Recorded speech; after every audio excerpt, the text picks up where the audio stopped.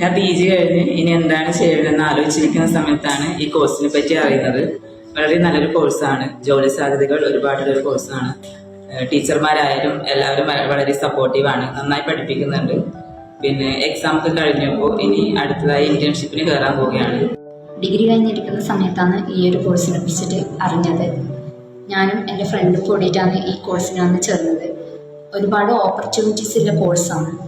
അതേപോലെ ടീച്ചേഴ്സും നല്ല സപ്പോർട്ടീവാണ്. ഇതിൻ്റെ കൂടെ ലാംഗ്വേജ് ക്ലാസ്, അതുപോലെ കമ്പ്യൂട്ടറിൻ്റെ ക്ലാസ് ഇതൊക്കെ പ്രൊവൈഡ് ചെയ്യുന്നുണ്ട്. ഒരുപാട് ഹെൽപ്ഫുൾ ആണ്. ഞാൻ +2 കഴിഞ്ഞിട്ടാണ് ഈ കോഴ്സിലേക്ക് വരുന്നത്. ടീച്ചേഴ്സ് എല്ലാം നല്ല ഫ്രണ്ട്ലി ആണ്. പിന്നെ ബാക്കിയുള്ളടത്ത് വെച്ച് നോക്കുമ്പോൾ ഇവിടെ അഫോർഡബിൾ ഫീസാണ്. കഴിഞ്ഞു ഇപ്പോൾ ഇന്റേൺഷിപ്പാണ്. എക്സാം കഴിഞ്ഞ് ഇന്റേൺഷിപ്പിന് കയറാതൊക്കെയാണ്. ടീച്ചേഴ്സൊക്കെ ഭയങ്കര ഫ്രണ്ട്ലിയാണ്, സപ്പോർട്ടീവാണ്. എൻ്റെ മാരേജ് കഴിഞ്ഞതാണ്. ഞാൻ ഹോസ്പിറ്റൽ മേഖലയിൽ ജോലി ചെയ്യാൻ വളരെ ആഗ്രഹമുണ്ടായിരുന്നു.